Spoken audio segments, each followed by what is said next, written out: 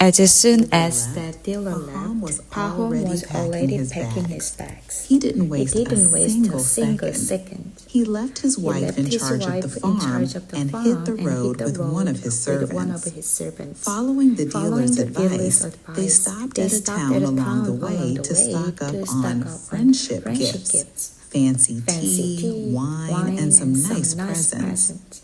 They traveled for 7 days, covering over 300 miles, until they finally spotted the Bashkirs camp. It was exactly like the dealer had described. They lived in these felt tents by a river on the vast open plains. These people didn't really work in the way Pahom was used to. They didn't farm or even eat bread. They just let their cattle and horses graze, drank kumiss, fermented mare's milk, ate mutton, and played music. They were all super chill, cheerful, and basically seemed to be on a permanent summer vacation. They didn't speak a word of Russian, but they seemed really good natured. As soon as they saw Pahom, they crowded around him. Through an interpreter, Pahom explained that he was there because he was interested in some land. The Bashkirs seemed thrilled to have a guest. They led him into their best tent, sat him down on some plush cushions, and treated him like a total VIP. They fed him tea, kumiss, and even killed a sheep to give him a proper feast. In return, Pahom started handing out the gifts he brought. He gave them the tea and the clothes, and the Bashkirs were absolutely delighted.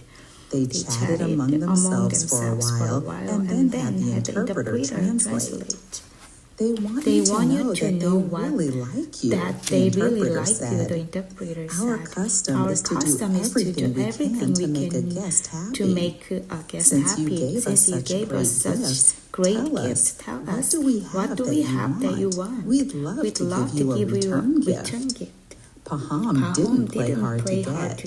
He said, what I love most is your land. Back where I'm from, it's way too crowded and the soil is exhausted. But you have so much land and it's the best I've ever seen.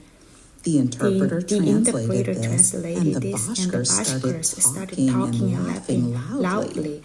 They seemed to find Pahom's request really amusing. Then they got quiet, and the interpreter said, They want me to tell you that in exchange for your gifts, they're happy to give you as much land as you want. Just point to it, and it's yours. But then a little argument broke out among them. Pahom asked what was going on, and the interpreter explained that some of them thought they should wait for their chick to get back, while others thought they didn't need to wait. It was a bit of a cliffhanger.